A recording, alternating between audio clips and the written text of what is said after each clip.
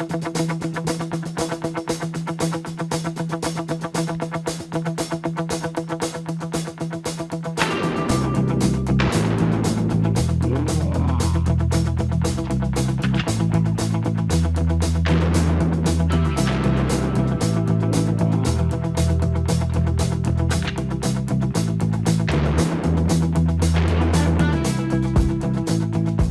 everybody, I'm Tim Bulott and welcome to weaponsacademy.com. So you've just enrolled in TAC Pistol 1P and you're wondering what gear you need for the day, okay? So let's get into it. I'm going to show you the least expensive way or the most cost-effective way to get into defensive handgun shooting, okay? Now, first of all, you're going to need a quality handgun, and as I get into this, all these weapons have been checked and cleared, okay? You're going to need a quality handgun, okay? This is an FN 9mm. This is my off-duty carry pistol, and basically it's a pretty straightforward stock pistol. It's got the stock factory sights on it and so forth, no accessories. I do have a rail for a light here should I choose to use one, but it's basically all that you need is something similar to this in size and quality to get started in defensive pistol shooting, okay? Now, a little later on, you may choose a weapon with more accessories, such as this full-size Glock pistol. It's got a red dot sight, proper height backup sights, and it's got a tactical light on it as well. Okay, but you don't need all this just to get started. And when I'm off duty, okay, or I'm out there in everyday carry, this is what I carry. I carry just this subcompact FN pistol, okay? Now, when you buy your pistol, it should come with 3 magazines, okay? So when you show up to class, you want an unloaded pistol and 3 empty magazines. We'll tell you when and how to load them once you get here.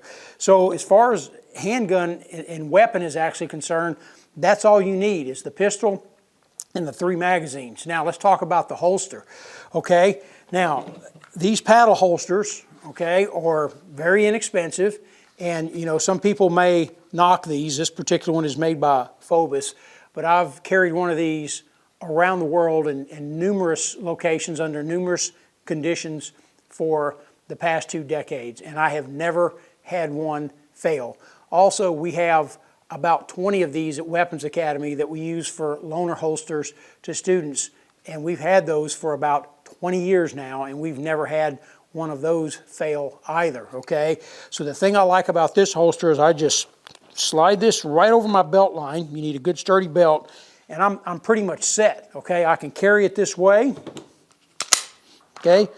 Off duty, if I'm working a protective detail or some kind of a plainclothes detail, jacket over the top, shirt over the top, and I'm basically good to go. Okay, it's good, it's solid, and it does exactly what it needs to do.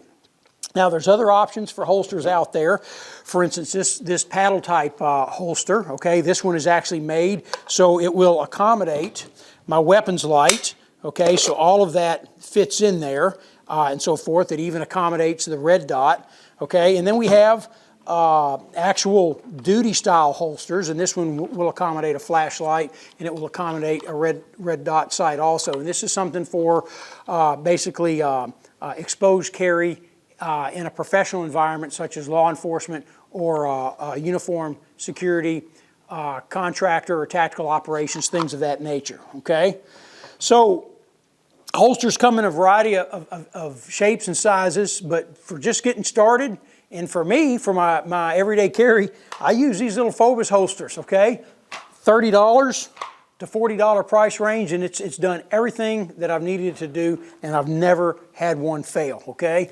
Then you need magazine pouches, all right? So once again, these little individual magazine pouches that you can find in a variety of makes, models, et cetera, are very customizable, okay? They securely hold those magazines, and they're very comfortable. So the way you see me set right here with my pistol rig, my holster, my 2 magazine pouches and my 2 magazines, I'm ready for TAC Pistol 1P, okay? Or 2P or 3P for that matter.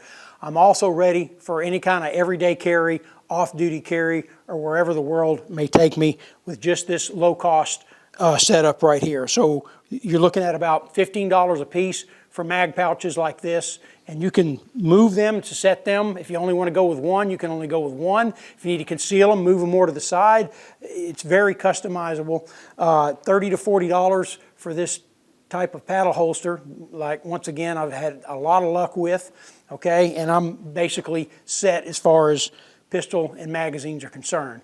Eye protection, ear protection, I prefer the battery operated, okay, noise filtering, okay, where it will actually amplify range commands, but it will filter out the gunshots to a safe level to protect your ears. Makes for a good training day, and there's many other options for ears as well. Now, as you get more involved, you may decide to go with more of a battle rig, something like this here, okay?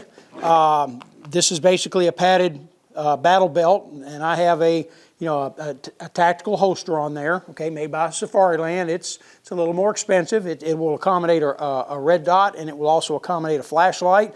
And then I have my, what they call taco pouches here that accommodate rifle mags and pistol mags. So this would work for any of the TAC pistol courses as well as any of the rifle courses, okay? The thing about this is it's more for a tactical application or for range applications, but you're not gonna carry something like this out in the real world. Well, some of you may, but most of you will not.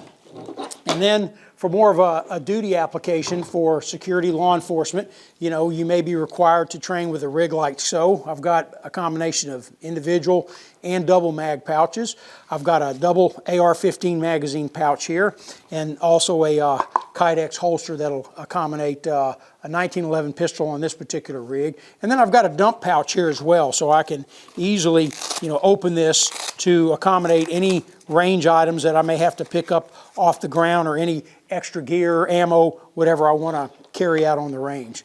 So, but just to reiterate, just to recap, to get started, TAC Pistol 1P, simple rig like this. It's low cost, it's efficient, it'll last you forever, and then there's a lot of off-duty, concealed carry situations that you would find yourself able to employ this also. If you want to upgrade to flashlights and tactical sights and things of that nature, there's also other holsters available, lower cost on the market. But just to get started, something like this is all that you need, and you don't need to break the bank. So one question I get asked often is, do we allow inside the waistband or small of the back holsters? And I'm a big proponent on, let's learn the fundamentals first with an outside the waistband hip style carry holster where it's safest, and then once you master those fundamentals and those safety rules, then you can start working into something like that should you choose to do so. So I hope that helps you, answering any questions that you have on